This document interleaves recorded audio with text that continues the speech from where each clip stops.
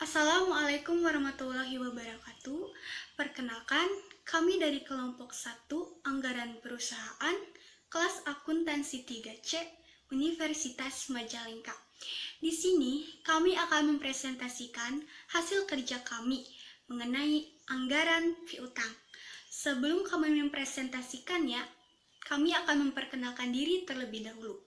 Perkenalkan, nama saya Dian Auliasari dengan nomor NPM 1906100013 dan di sebelah kanan saya ada. Perkenalkan, nama saya Nirani Dewi dengan nomor NPM 2006200001. Dan di sebelah kiri saya. Perkenalkan, nama saya Neika Ipah dengan nomor NPM 1906100070. Langsung saja ke pembahasan yang pertama, pengertian piutang. Piutang atau receivable adalah hak menagih sejumlah harta dari kreditor atau pemberi pinjaman kepada debitor atau penerima pinjaman yang bersedia melunasinya pada waktu mendatang. Jadi, piutang itu ada karena terdapat dua pihak, yaitu kreditor dan debitor. Ada kesediaan debitor untuk melunasi kewajibannya kepada kreditor. Ada jarak waktu mulai timbul piutang sampai saat pelunasannya. Ada hak menagih yang dimiliki oleh kreditor. Jenis-jenis piutang. Jenis-jenis piutang ini terdapat beberapa jenis. Yang pertama, piutang surat berharga. Contohnya, biliet giro belum jatuh tempo, biliet giro kosong, dan cek mundur. Yang kedua, beban bayar di muka. Contohnya, sewa dibayar di muka, iklan dibayar di muka, dan bunga dibayar di muka. Yang ketiga, ada setoran jaminan. Contohnya, untuk keperluan garansi atau jaminan bank dan untuk keperluan menjalin hubungan bisnis lainnya. Yang keempat, ada piutang pajak. Contohnya, asuransi pajak, pajak masukan, kelebihan bayar pajak, dan lain-lain. Yang kelima, ada pinjaman pekerja, piutang uang muka, piutang wesel, piutang usaha, dan piutang lainnya. Nah, dari jenis-jenis piutang ini, untuk piutang wesel atau piutang wesel ini biasa disebut notice receivable, adalah piutang yang didukung janji tertulis dalam bentuk wesel. Piutang wesel dan piutang surat berharga dapat terjadi karena menjual barang secara kredit atau memberi pinjaman dalam bentuk uang. Piutang uang muka dapat terjadi setelah uang muka beli barang atau uang muka kerja, atau seperti pasang iklan atau membuat baliho. Nah, untuk piutang usaha ini disebut juga account receivable, adalah piutang yang timbul sebagai akibat menjual barang dan jasa secara kredit dari usaha pokok perusahaan. Piutang usaha berbeda dengan piutang dagang. Piutang usaha meliputi piutang dagang, sedangkan piutang dagang hanya terdapat pada perusahaan dagang yang menjual barang dagangannya secara kredit. Piutang usaha ini meliputi seluruh macam atau jenis perusahaan yang menjual barang atau jasa dari usaha pokoknya secara kredit. Pembahasan selanjutnya yaitu piutang dagang atau piutang usaha.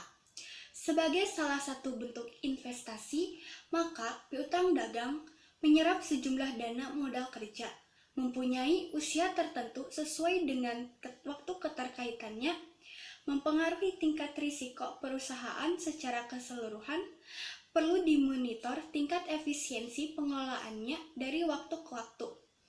Manfaat yang diperoleh dengan melakukan penjualan kredit merupakan upaya untuk meningkatkan omset penjualan, kenaikan keuntungan, menjamin kontinuitas hubungan antara pedagang dengan perusahaan dengan pembeli. Kredit jangka panjang menciptakan keuntungan tambahan bagi penjual.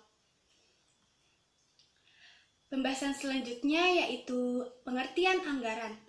Anggaran yang merencanakan secara lebih terperinci tentang sejumlah piutang perusahaan beserta perubahan-perubahannya dari waktu ke waktu selama periode yang akan datang.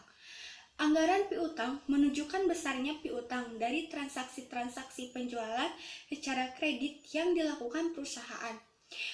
Anggaran tersebut menerangkan mengenai jumlah piutang yang tertagih dari waktu ke waktu, serta menunjukkan pula sisa piutang yang belum tertagih dari waktu ke waktu selama periode yang akan datang.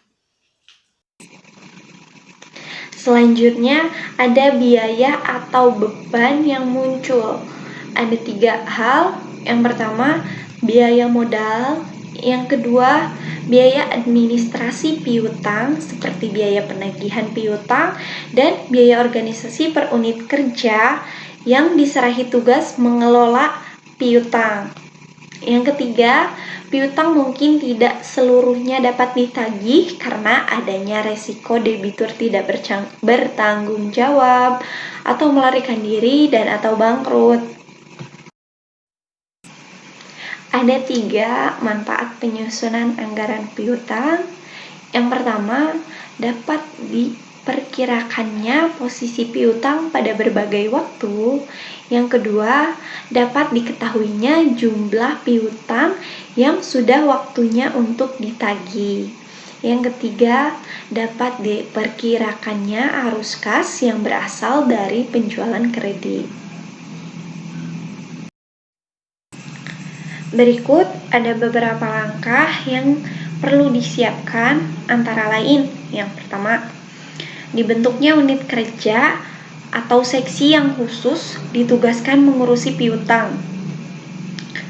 Tugas pokok dari unit kerja ini yaitu mencari langganan potensial yang dapat diberikan kredit, menyeleksi calon debitur, membukukan transaksi kredit yang terjadi, melakukan penagihan piutang, membukukan mutasi kredit atau piutang, menyusun dan mengklasifikasi piutang outstanding menurut usianya masing-masing, membuat analisis dan evaluasi piutang sebagai salah satu bentuk investasi, menyusun dan memperkirakan arus kas, masuk, dan piutang. Satu lagi, membuat laporan tentang pengelolaan piutang bagi para pengambil kebijakan. Berikut ada langkah kedua. Digariskannya kebijakan piutang yang jelas untuk dapat digunakan sebagai pedoman bagi unit kerja yang mengurusi piutang. Kebijakan ini meliputi penentuan plafon kredit untuk berbagai jenis atau tingkatan debitur, penentuan jangka waktu kredit, pedoman melakukan seleksi calon debitur berdasarkan 5C. Karakter, capacity, capital, collateral, condition. Penentuan jumlah piutang ragu-ragu maksimal yang dapat dibenarkan sebagai dasar penentuan besarnya cadangan piutang ragu-ragu. Penentuan jumlah anggaran yang digunakan untuk mengadministrasikan piutang. Nah, selanjutnya ada kriteria yang dapat digunakan sebagai indikator efisiensi pengelolaan adalah tingkat perputaran piutang yang dinyatakan dengan rumus penjualan kredit dalam kurun 1 tahun per piutang rata-rata awal dan akhir tahun. Persentase piutang tak tertagih yang sebenarnya, usia utang rata-rata, biaya pengelolaan piutang yang berubah-ubah dari waktu ke waktu karena dipengaruhi oleh 4 faktor. Nah, faktor yang pertama, perbedaan jumlah nasabah yang harus dilayani. Faktor yang kedua, perbedaan nilai piutang keseluruhan yang harus dikelola. Faktor yang ketiga, perbedaan fungsi piutang atau penjualan dengan kredit dari waktu ke waktu berhubungan dengan adanya perbedaan kondisi persaingan dan situasi ekonomi secara umum. Nah, faktor yang keempat, perbedaan jangka waktu kredit yang diberikan. Oke, di pertemuan kali ini saya akan membahas tentang bagaimana sih cara membuat anggaran piutang, untuk penerimaan piutangnya seperti apa. Di sini saya akan membahas dengan contoh soal. Contoh soalnya sebagai berikut di sini. Di situ ada data untuk 6 bulan pertama tahun 2012 ya, dari perusahaan makanan dan minuman. Kita contohnya itu kolak pisang. Rencana penjualannya yaitu ada 6 bulan. Contoh rencana penjualannya itu ada di sini. Itu ada bulan Januari sampai dengan Juni. Kemudian dengan nominal penjualannya juga kan untuk Januari itu ada 2 juta, Februari 2.250.000, Maret 2.500.000, April 2.750.000, Mei 3 juta, Juni 3.250.000. Untuk komposisi penjualan tunai dan kredit itu kan 20-80. Untuk tunai 80, untuk yang kredit itu 80%.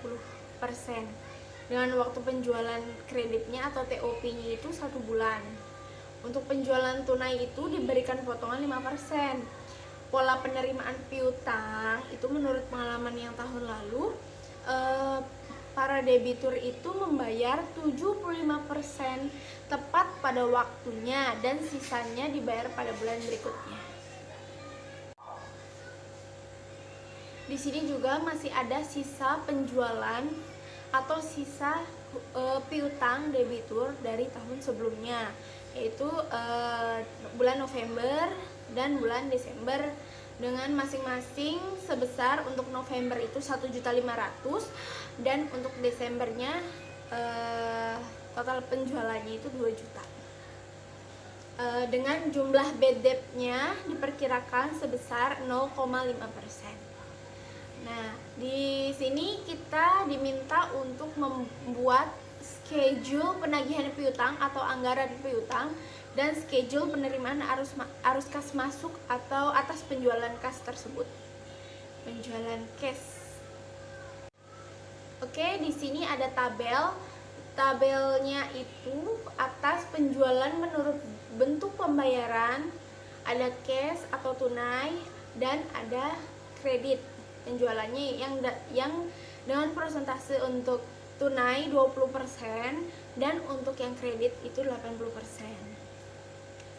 Di sini ada dari bulan November Desember tahun 2011 dan ada dari Januari sampai dengan Juni tahun 2012. Di sini ada total penjualan dan dengan pembayaran tunai 20% dan dengan pembayaran secara kredit 80% dari nilai penjualan tersebut.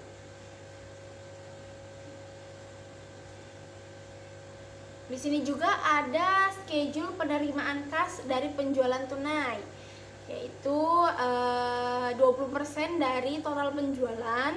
Kemudian ada ketika pembayaran cash tersebut ada potongan 5% dan di sini ada label untuk total penjualan, potongan dan penjualan tunai tersebut yang dibayarkan berapa.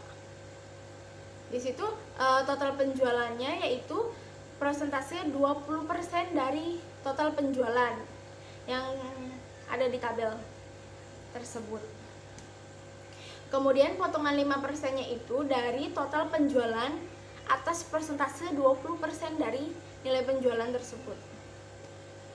Maka yang akan dibayar itu dengan nominal penjualan tunai sebagai tabel berikut.